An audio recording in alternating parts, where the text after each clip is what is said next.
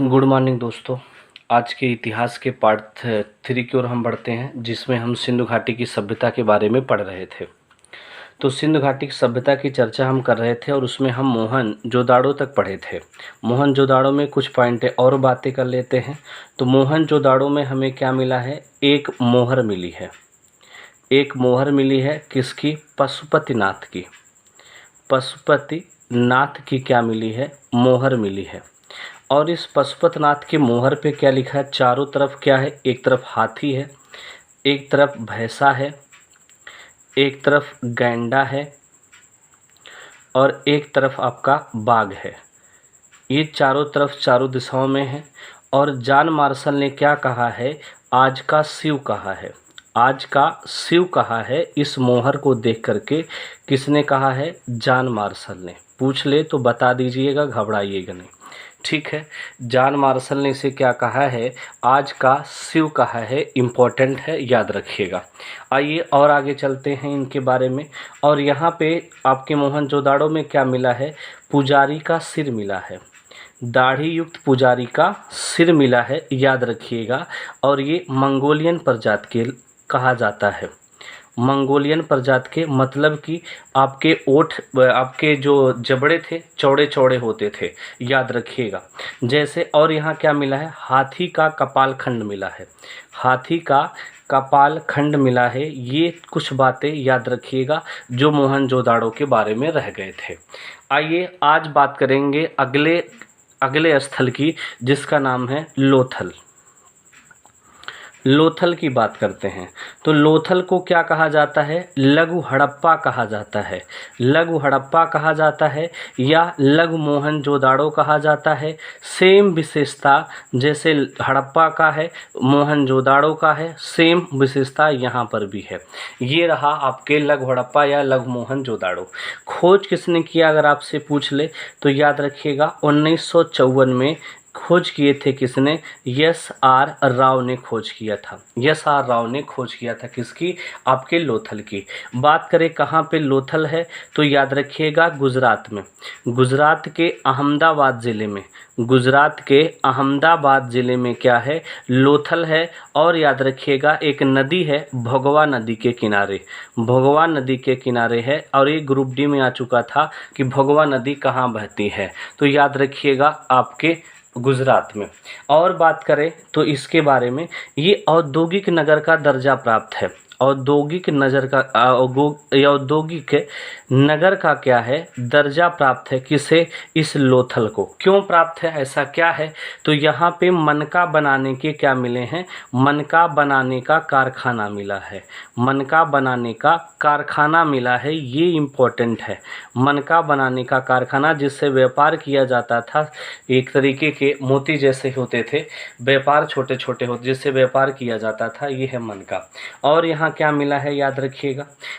आगे बात करेंगे तो एक बात याद रखिएगा, औद्योगिक नगर इसलिए भी कहा जाता है क्योंकि यहाँ पे एक डाक यार्ड मिला है। डाक यार्ड का मतलब क्या होता है? देखिएगा, बंदरगाह। डाक यार्ड का मतलब बंदरगाह।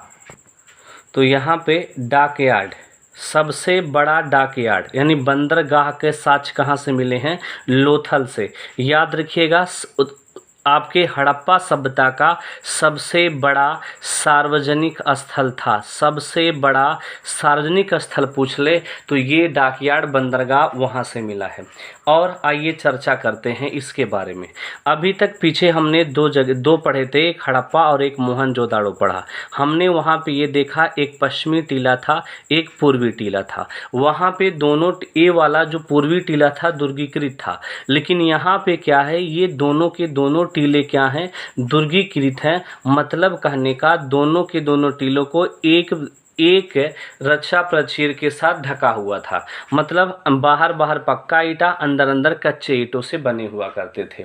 और ये बात कर लेते हैं, यहाँ याद रखिएगा ये वाला जो लाइनें हैं, यहाँ पे आपके पूर्वी टीला के जो नगर टीला है, यहाँ पे 20 कब्र मिला है। कितने कब्र मिले हैं? 20 कब्र मिले हैं। और इस 20 कब्र में क्या मिला है?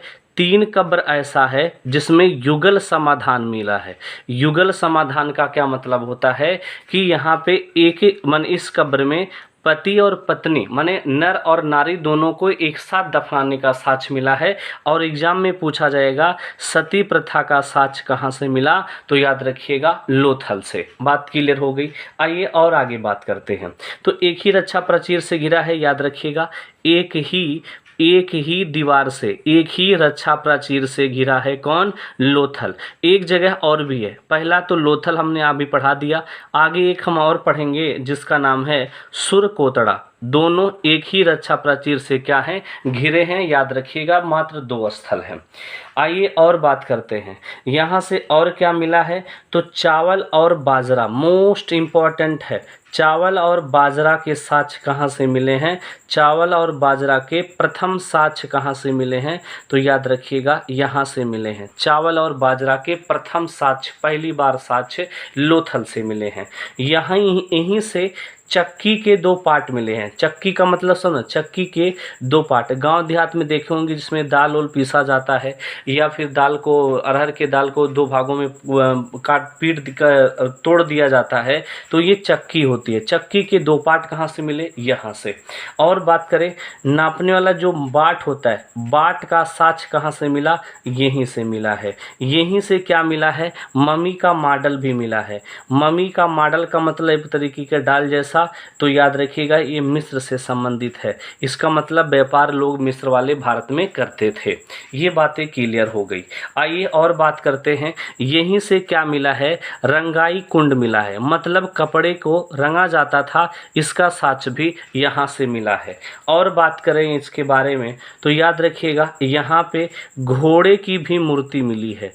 घोड़े की मूर्ति, जैसे आजकल के लोग पूजा करने में घोड़े की मूर्ति का प्रयोग करते हैं, ऐसे यहाँ पे घोड़े की क्या मिली है, मूर्ति मिली है। और सबसे बड़ी विशेषता हवन कुंड के भी क्या मिले, हवन कुंड के साक्ष्य मिले हैं यहाँ से। सबसे इम्पोर्टेंट पॉइंट, हवन कुंड के साक्ष्य कहाँ से मिले हैं, तो याद रखिएगा लोथल से मिले हैं। ये कुछ बातें आपको रही लोथल से संबंधित। तो लोथल से जो इम्पोर्टेंट क्वेश्चन बन सकते थे आपको हमने बता दिया। आइए हम अगले स्थल की ओर बढ़ते हैं जिसका नाम है चहुंदड़ो। आइए चहुंदड़ो की चर्चा करते हैं। चहुंदड़ो की चर्चा की ली जाती है। देखिए क्या होता है चहुंदड़ो से। आइए चहुंदड़ो के बारे में हम अध्ययन करते हैं।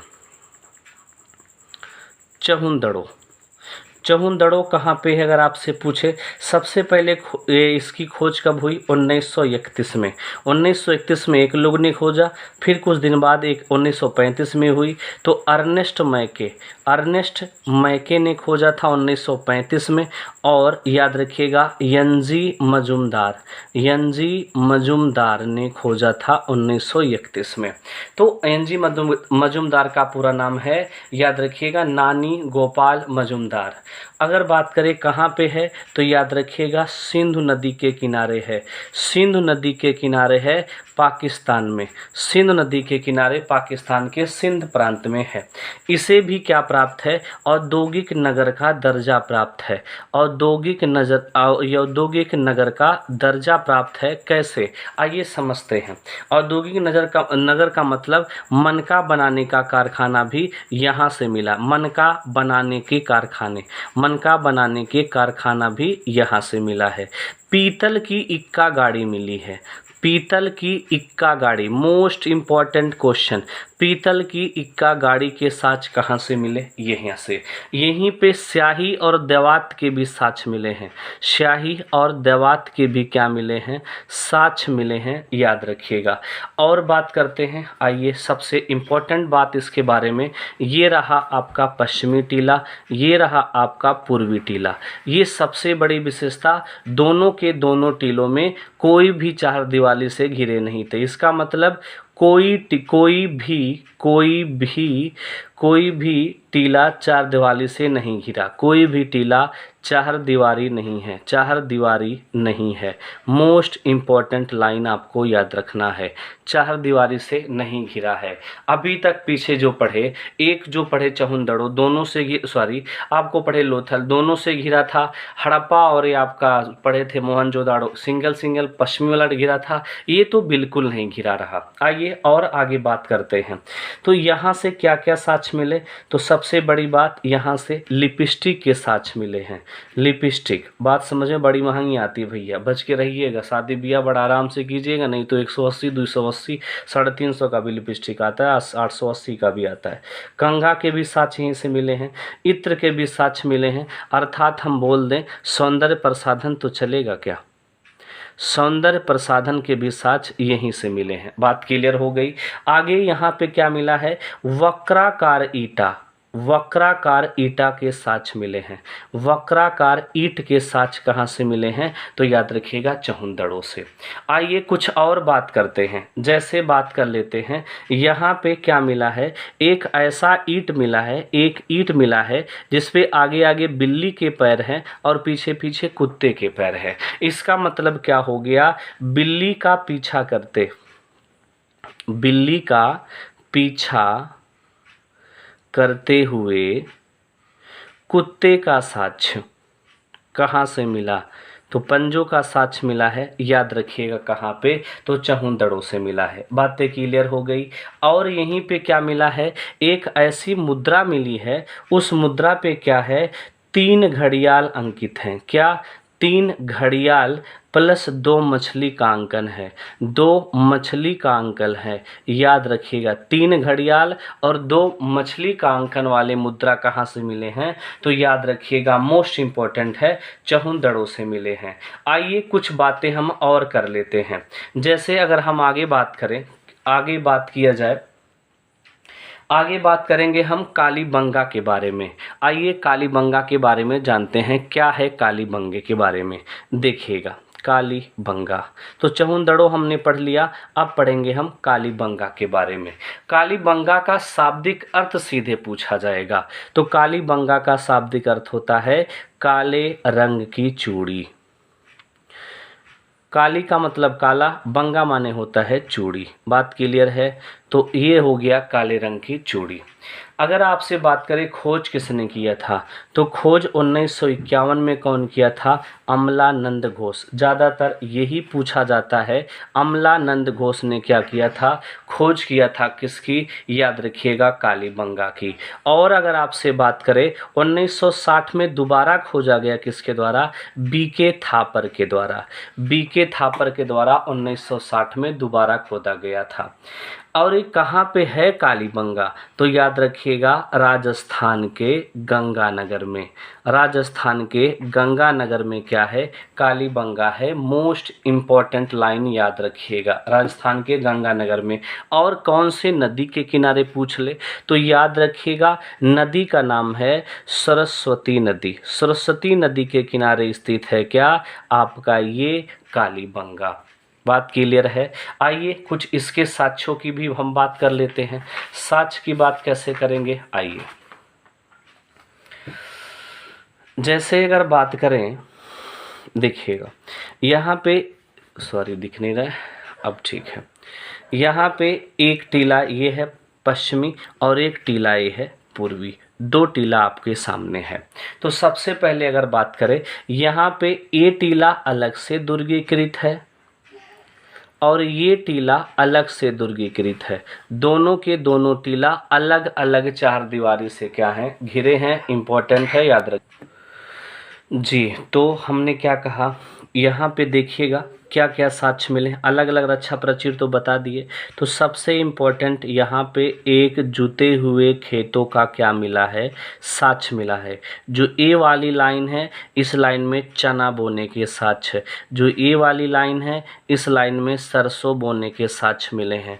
और अगर आपसे पूछे जुते हुए खेतों के साक्ष्य, जुते हुए खेतों के साक्ष्य, सॉरी जुते हुए खेतों के साक्ष्य कहाँ से मिले, तो मोस्ट इम्पॉर्टेंट याद रखिएगा कालीबंगा से। आइए और बात करते हैं। और यहीं पे एक ऐसी खोपड़ी मिली है जिसमें 6 छेद हैं, होल हैं। इसका मतलब शल्य चिकित्सा की इसका मतलब खोपड़ी के साथ ये लोग ऑपरेशन जैसी व्यवस्था करते थे। तो शल्य चिकित्सा के साक्ष्य कहाँ से मिले हैं, यहाँ से मिले हैं। और यहीं से क्या मिला है, ऊँट के हड्डी मिले हैं, ऊँट के हड्डी मिले हैं। इम्पोर्टेंट है, ऊँट के हड्डी के साँच कहाँ से मिले, तो याद रखिएगा ये भी आपके कहाँ से मिला है, तो इम्पोर्टेंट लाइन हो गई आपके कालीबंगा से। अब हम बात करेंगे अगले स्थल की तरफ। अगला स्थल हमारा है क्या, अब बात करते हैं धौलावीरा। धौलावीरा की भी चर्चा आज कर लेते हैं। आइए धौलावीरा की चर्चा करें तो सबसे पहले बात करें ये कहाँ पे है, गुजरात। कहाँ है, गुजरात के कौन से ज़िला में, भचाऊ ज़िला। गुजरात के भचाऊ ज़िला में है क्या, ये आपका धौलावीरा। आइए आगे बात कर लेते हैं, और कहाँ स्थित है, कच्छ की खाड़ी। कच्छ की खाड़ी में स्थित है, याद रखिएगा। अगर पूछे कच्छ की खाड़ी कहाँ, जैसे ये वाला सिस्टम, तो यहाँ कच्छ की खाड़ी में क्या स्थित है, ये सिस्टम स्थित है। आइए बात, ये कच्छ की खाड़ी इधर। तो आइए बात करते हैं कुछ और पॉइंट के बारे में। खोज किसने किया, जगपति जोशी। जगपति जोशी ने क्या किया, खोज किया था। कब, 1968 में। 1968 में जगपति जोशी ने इसकी क्या किया है, खोज किया है। आइए कुछ और बात करते हैं। तो सबसे बड़ी बात क्या, सुनिएगा, ये जो है 3 भागों में बटा है। ये जो है 3 भागों में बटा है। अभी तक जितना पढ़े थे कितने भाग में बटे थे, 2 भाग। ये 3 भागों में बटा है, कोई भी चार दीवारी नहीं है। लेकिन सबसे बड़ी बात, यहाँ एक स्टेडियम मिला है। तो स्टेडियम के साक्ष्य कहाँ से मिले, इम्पोर्टेंट क्वेश्चन बनेगा। स्टेडियम के साक्ष्य कहाँ से मिले, तो याद रखिएगा ये आपके धौलावीरा से मिला है। और बात करें अगर, तो ये तो पूर्वी टीला, इसे क्या कहा जाता था, पश्चिमी टीला। इसे क्या कहा जाता था, पूर्वी टीला। इसे फिर क्या कहेंगे, मध्यमा टीला। इसे कहा जाता था मध्यमा टीला। इन सभी तीनों टीलों का अगर आपसे आकार पूछे तो आयताकार था। कैसा आकार था, तो याद रखिएगा आयताकार। आयताकार क्या था, इन तीनों का आकार था। आइए कुछ बातें और कर लेते हैं इन सभी के बारे में। तो सबसे बड़ी बात अगर हम बात करें तो यहाँ पे 16 तालाब के साक्ष्य मिले हैं। पूर्वी टीला से 16 तालाब के साक्ष्य मिले हैं। और क्या मिला है, सुनिएगा, 2 नहर के साक्ष्य मिले हैं। 16 तालाब और 2 नहर। इससे क्या पता चलता है कि यहाँ पे जल निकासी की सबसे उच्चतम व्यवस्था थी। तो पूछा जाएगा जल प्रबंधन की सबसे उच्चतम या जल प्रबंधन की उच्च कोटि की विशेषता, उच्च कोटि की विशेषता कहाँ से मिली है, उच्च कोटि की विशेषता कहाँ से मिली है, तो याद रखिएगा ये आपका मिली है धौलावीरा से। मोस्ट इम्पॉर्टेंट बनता है, सबसे ज़्यादा इम्पोर्टेंट ये है जल प्रबंधन निकासी या जल प्रबंधन की सबसे उच्च व्यवस्था उच्च कोटि की कहाँ से मिली है, तो याद रखिएगा आपके धौलावीरा से मिली है। आइए कुछ बातें और इसके बारे में करते हैं। तो सबसे बड़ी बात, सबसे 30% भूभाग पर यही होते थे। 30% भूभाग पर यही जल तालाब यही सब रहते थे यहाँ पे। आइए कुछ बातें और कर लेते हैं। यहाँ पे एक 10 अक्षर का नेम प्लेट मिला है। क्या लिखा गया आपको पहले से बता चुके हैं, कोई पढ़ नहीं पाया। 10 अक्षर का नेम प्लेट यहीं से मिला है। 10 अक्षर का नाम प्लेट कहाँ से मिला है पूछे तो बताइएगा यहाँ से मिला है। आइए हम आगे स्थल की ओर बढ़ते हैं, जिसका अगला नाम लिखिएगा। अगला स्थल आपका है बनवाली। बनवाली की बात करते हैं तो ये कहाँ पे है, याद रखिएगा हरियाणा के हिसार में। हरियाणा के हिसार ज़िले में है ये बनवाली। अगर आपसे बात करें इसकी खोज किसने किया, आर.एस. बिष्ट महोदय ने इसकी क्या किया है, खोज किया है। कब किया था, 1973 में। मोस्ट इम्पॉर्टेंट तो ये रहा कि इसकी खोज किसने किया, आर.एस. बिष्ट महोदय 1973 में। हरियाणा के कहाँ पे है, हिसार ज़िला में है। ये लाइन इम्पॉर्टेंट है। आइए कुछ बातें इसके बारे में बात करते हैं, ज़्यादा कुछ इसमें है नहीं ज़्यादा कुछ। तो सबसे पहले मिट्टी के हल के साथ, मिट्टी के हल के कहाँ से मिला, बनवाली से। सबसे ज़्यादा इम्पोर्टेंट यही पूछा जाता है, मिट्टी के हल जैसा आकृति के साथ कहाँ से मिला, बनवाली से। जल निकासी की व्यवस्था भी पीछे पड़े हो बड़ी अच्छी थी। यहाँ क्या थी, जल निकासी एकदम बेकार थी। जल निकास कि व्यवस्था अव्यवस्थित थी, व्यवस्था अव्यवस्थित थी, अव्यवस्थित थी, सबसे बड़ी बात तो ये यहाँ पढ़ना है। यहाँ पे जल निकासी की कोई ढंग की व्यवस्था नहीं थी। नाली जो थी एक दूसरे के, कभी इधर काट रही है, दूसरी नाली ऐसे थी, ये मेन नाली है, एक नाली ऐसे जा रही है, घर यहाँ है, घर यहाँ है, एक नाली यहाँ है, ऐसे ऐसे घर अलग अलग जगह पे, नाली फिर ऐसे जा रही है, फिर ये मुड़ रही है, ऐसे ऐसे सिस्टम पे नाली है। तो नाली यहाँ अलग अजीब व गरीब तरीके से थे, पानी की निकलने की कोई व्यवस्था ही नहीं थी, तो इसलिए यहाँ बाढ़ आने के चांस ज़्यादा थे। और लोग ये भी कहते हैं कि यहाँ पे बाढ़ आने की वजह से ही ये जो आपका बनवाली था डूब गया था। आइए आगे बात कर लेते हैं इसके बारे में, एक पॉइंट और बात करें। यहीं से अच्छे किस्म के जौ के साथ, सबसे इम्पोर्टेंट लाइन ये भी याद रखिएगा, अच्छे किस्म के जौ के साक्ष कहाँ से मिले, जौ के साक्ष कहाँ से मिले, तो ये याद रखिएगा आपके कहाँ से मिला है, बनवाली से। तो बनवाली के बारे में आप इतनी बातें आप याद रखिएगा। और आगे हम अगले टॉपिक में कुछ और पढ़ेंगे, हड़प्पा से संबंधित पढ़ेंगे, जो अन्य स्थल बचे हैं। अगर ये हमारा प्रयास आपको अच्छा लगा हो, हमारा वीडियो अच्छा लगा हो, तो आप इसे ज़्यादा से ज़्यादा लाइक कीजिए, शेयर कीजिए, सब्सक्राइब कीजिए। धन्यवाद।